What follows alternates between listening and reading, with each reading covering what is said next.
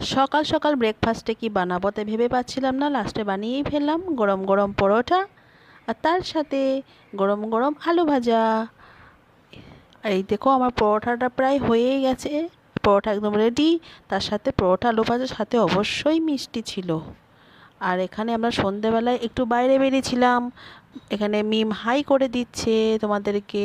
আর এখানে মিম আর মিমের পাপা শুজ পরছে, মিম দাঁড়িয়ে দাঁড়িয়ে পাপার শুজ পরা দেখছে।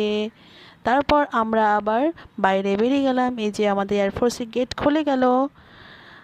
তারপরে আমরা কারে করে বেরিয়েছিলাম, এখানে আমার একটা প্রিয় খাবার ফালুদা, সেটা কেনার জন্য ওর পাপা বেরিয়েছে। আর এই যে আমার হাতে চলে আসলো ঠান্ডা ঠান্ডা ফালুদা, ইয়াম্মি ইয়াম্মি।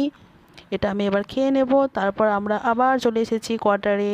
এই যে বিল্ডিংটা দেখছো, এই বিল্ডিংয়ে আমরা থাকি। তারপর গাড়িটা একটু রাউন্ডে ঘুরিয়ে নেওয়া হলো, যেহেতু এসি ঠান্ডা ঠান্ডা হাওয়া খাচ্ছিলাম, নামতে